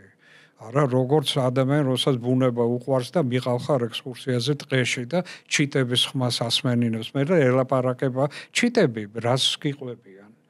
და ბავშვი ყვება ჩიტის ნალაპარაკებს და ჩიტის ნალაპარაკები რო გაიგო, ეს არის შინაგანი სამყაროს გახსნა, რა, იმიტომ რომ ეს მედიტაციაა. აი ამ ფრთხილი ნაბიჯებით, არა, შენ ფაქტიურად იწყებ მეტი და მეტი ფსიქოთერაპიული რესურსების და მეთოდების გამოყენებას და ბავშვს ეს მოსწონს უკვე. იმიტომ რომ შვებას ხედავს. აი მაშინ არა, ყველა დანარჩენი სახე შეიძლება გადადო გვერდით და დარჩე მასთან როგორც ნამდვილი, ასე ვთქვათ, თერაპევტი, მისი მისი მოყვარული, რომელსაც ძალიან უნდა რომ ის იყოს კარგად, უნდა რომ იყოს ძლიერი და უნდა რომ მართოს საკუთარი თავი თვითონ. ეს თუ ფსიქოლოგს არ უნდა, ის არის პარტიული მოღვაწე კომუნისტი და არა ფსიქოლოგი. ეს უნდა გვინდოდა. ექიმსაც ეს უნდა უნდადეს, რომ ადამიანი დადგეს ფეხზე, იმიტომ რომ თვითონ მართოს თავის ხო. იყოს ისეთივე კარგი სპეციალისტი, როგორც იყო დაავადებამდე.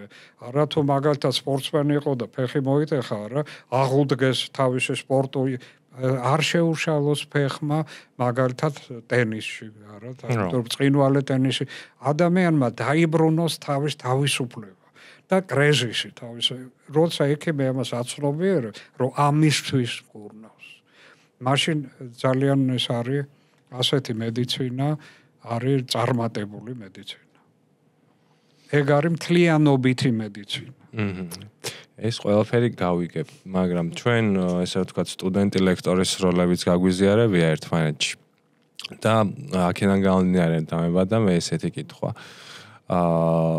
რას როდესაც პაციენტი მოდის და რაღაცის განკურნვა უნდა და ეს ყველაფერი გასაგებია და ნუ შეიძლება ჩაკეტილი იყოს და რაღაცა სხვადასხვა მეთოდების დაგჭირდეთ, რომ ესე ვთქვათ გახსნათ და შეხვიდეთ მასში. მაგრამ როდესაც თქვენ ჯგუფთან, სტუდენტების ჯგუფთან ატარებთ ლექციას, ვიქნები პირდაპირ, რომ მე რეალურად ახლა მეორე კურსზე ვიყავით მაშინ და ან სკეპტიკურად უყურებდი ამ ყველაფერს და ზოგადად ამ საგანს უყურებდი რა სკეპტიკურად. და ნუ ესე ვთქვათ მაგასაკში მით უმეტეს როდესაც პატარა ხარ ცნობიერება იმ დონეზე არ არის ახლა ამაღლებული, რომ ფსიქოლოგის როგორც საჭიროება მიუხედავად იმისა, რომ გაზრდილია ადრეულ წლებთან შედარებით, იმიტომ რომ ნუ ჩემი ასაკის ხალხს უკვე დავით ფსიქოლოგებთანაც დადიან და ნუ თერაპიებზეც და ასე შემდეგ რა. მაგრამ სანამ მაგასაკამდე მივა ადამიანი, რომ ეს ყველაფერი გაიაზროს, რომ მას ფსიქოლოგი ჭირდება და სტუდენტობის წლები რო ავიღოთ. უყურებენ ხშირ შემთხვევაში სკეპტიკურად. თქვენ რას აკეთებთ ამ დროს, რომ ეს ყველაფერი მოხსნათ, იმიტომ რომ ამას ემატება სტუდენტის სკეპტიკურობა, ამავდროულად ინდივიდუალური სესიები არ არის, ეს ყველაფერი ჯგუფური სესია გამოდის და ამ ყველაფერთან თქვენი გამოწვევები გექნებათ დარწმუნებული ვარ და გამკლავება მოგიწევთ. მე არ ვიცი, არ მახსოვს რომელი წლის ჯგუფი იყო თქვენი. საქმე ისაა, როდესაც კონკრეტულად დასულში მივედი პირველად. მე მქონდა შეხვედრა რექტორთან და მე აუხსენ ჩემი მეთოდი. ეს არის თეორიული ხარი ლექციები, სალექციო კურსი, მაგრამ ფსიქოთერაპიას ვასწავლეთ, პრაქტიკულ ფსიქოლოგიას ვასწავლეთ, სამედიცინო, ესე იგი ფსიქოლოგიას ვასწავლეთ და აქ პრაქტიკული კურსი ნიშნავს რას, რომ ასწავლო ადამიანს ცურვა არა თქვა ზღვაში და არა ბასეინში, არამედ აუდიტორიაში. არა, ვერასავ შეიძლება მოძრაობები ასწავლო, შეიძლება სადოქტორო დაიცვას ცურვის იმაში შენმა სტუდენტმა, მაგრამ არც ერთხელ არ შეცუროს ზღვაში. ეს აუხსენი და ვთხოვე, რომ ესე იგი ჩემი მეთოდი ასეთი არის მეთქი, გარდა თეორიული სემინარების, მე მაქვს პრაქტიკა, ფსიქოთერაპიული პრაქტიკა, როგორც ჯგუფური, ისე ინდივიდუალური, ოღონდ არა იმ აუდიტორიაში, რომელიც კლასის გავს კლასს, ხო?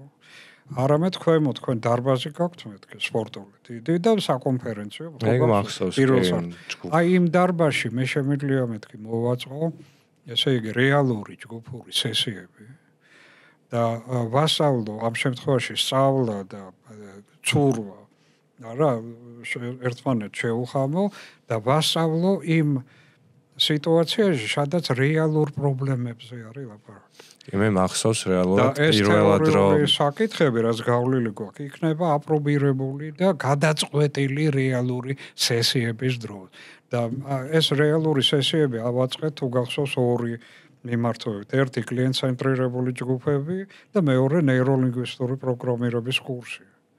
რომელიც თითო ადამიანის მომზადება ღირს 2000 ევრო და მე 200 ლარად ვაკეთებ. ეგეთ ხელფას ვქონდა. მაგრამ ხელფას არ უყურებ. ხო, რა თქმა უნდა. მნიშვნელოვანი იყო, რომ ქართველს მედიკოს სტუდენტს ქონოდა ესე იგი თანამედროვე ფსიქოთერაპიულ მიმდინარეობებში ფუნდამენტალური ცოდნა რაც თავია გამოცდილება პრაქტიკულად. კი, საინტერესო იყო ნამდვილად, იმიტომ რომ ჩემთვის პრაქტიკულ ნაწილზე რო გადავედით, მახსოვს რომ პირველად ვნახე ისე ფილმებში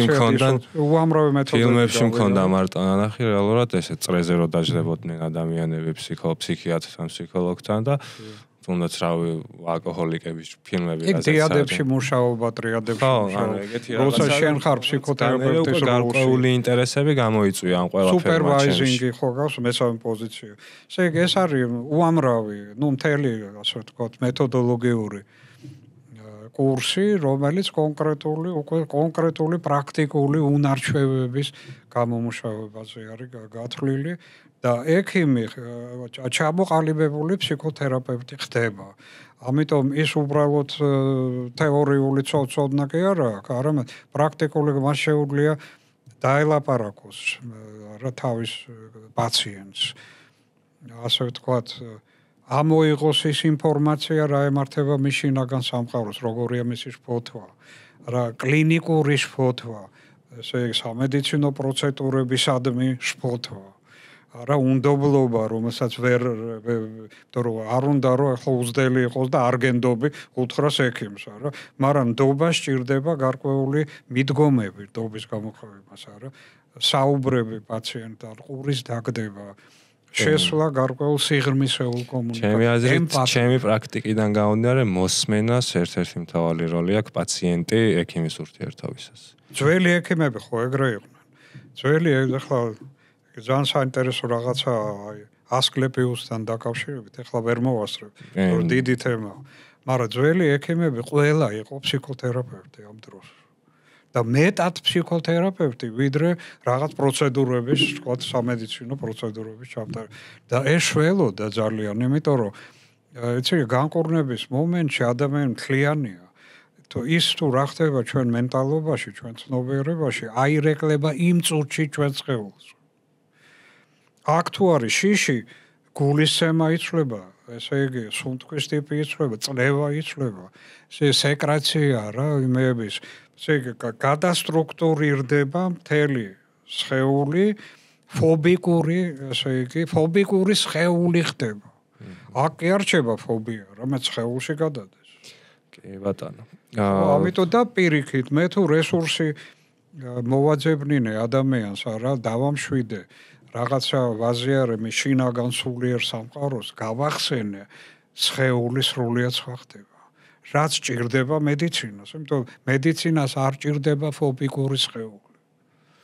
რა წამალიც არ უნდა მიიღო შენ, თუ სხეული ფობიკურია, ის წამალი ვერ იმუშავებს როგორც წამალი. იმას ჭირდება ადეკვატური სხეული, რომ წამალმა იმუშავოს. გესმის ხო? მთლიანობა თავი და სხეული, სულიერი სამყარო და ფსიქიკური სამყარო და მენტალური და ფიზიოლოგიური პროცესები ერთი მთელია. ბატონო. ეს არის მთლიანობა. ძალიან საინტერესო გამოვიდა. შეგვიძლია მოდგონი გავიდეთ ნელა ბოლოში. იმიტომ რომ და ჩემთვის პირადად საინტერესო გამოწვევა იყო იმ ხრივ, რომ სტუდენტობიდან უკვე დღევანდელ ცხოვრებამდე უკან საინტერესო იყო თქვენთან ინტერაქცია, უკვე როგორც ესე ვთქვათ, თანასწორები და არა სტუდენტ ლექტორის როლი ქონდა განაწილებული. ძალიან დრგუნავდით? არა, საერთოდ არა, პირიქით.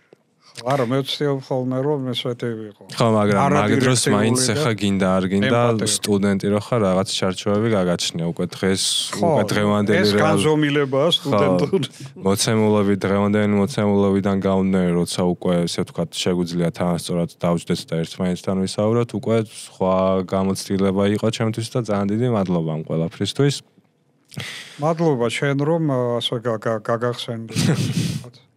მოკლედ ეს იყო. ჩემთვისაც საინტერესო იყო, იმიტომ რომ შენ სვამდი ძალიან კომპეტენტურ და მნიშვნელოვან შეკითხვებს, რომელიც მე ვფიქრობ, რომ ძალიან ბევრ ადამიანს აქვს, რომ ფსიქოლოგს დაუსვას. თუ ჩვენ რაღაცნაირად უპასუხეთ ამ შეკითხვებს, უკვე ნაწილობრივ მაინც უკვე ჩავთვალოთ წარმატებული იყო. კი ბატონო. ეს იყო მოკლედ მეგობრებო. და თუ მოგეწონათ გამოიწერეთ ჩვენი არხი კომენტარებში მიუთითეთ. და გვიწერეთ ლაიქი ამ შემდეგ და მომავალ ეპიზოდამდე შევხვდებით.